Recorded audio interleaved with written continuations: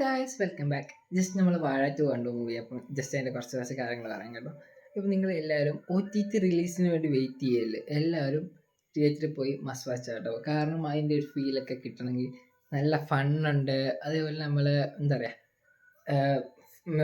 നമ്മുടെ cousins vibes അങ്ങനെല്ലാം നമ്മുടെ കുറേയധികം കാര്യങ്ങൾ, പിന്നെ നമ്മുടെ പ്രവാസികളെ ജീവിതങ്ങൾ, അങ്ങനെ എല്ലാം അറിയാം. നമുക്ക് ഒരു മൂവിയിലെല്ലാം നമുക്ക് നല്ലപോലെ ഇമ്പാക്റ്റ് ചെയ്യും.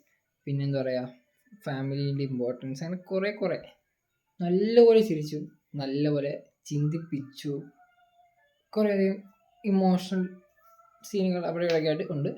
പക്ഷെ അത് അവിടെയെല്ലാം ഉണ്ട്, അത്യാവശ്യം ഉണ്ട്. പക്ഷെ കൂടുതൽ എനിക്ക് പറയാൻ പറ്റില്ല, നമുക്ക് സ്പോയിലർ അടിക്കും. പക്ഷെ അത് നല്ല അടിപൊളി മൂവിയാണ്. ആൻഡ് എല്ലാവരും, ഹാഷ്റാൻ ടീം, വിനായക് ബ്രോ, എല്ലാവരും ക്യാമിയോ, എല്ലാവരും ക്യാമിയോയിലുള്ള സാധനം അടിപൊളി സാധനമാണ്. കൂടുതലും പറയാനില്ല. എല്ലാവരും ഡയറക്റ്റ് തിയേറ്ററിൽ പോയി കാണുക. ആരും OTT റിലീസിന് വേണ്ടി വെയിറ്റ് ചെയ്യാതെ തന്നെ തിയേറ്ററിൽ പോയി തന്നെ കാണുക. ആൻഡ് അതിൻ്റെ ഒരു എഫക്റ്റ് അടിപൊളിയായിരിക്കും. ആൻഡ് സിബ്ലിങ്സിനൊക്കെ ആയിട്ട് പോയി അടിച്ചു പൊളിച്ച് പടം കാണുക.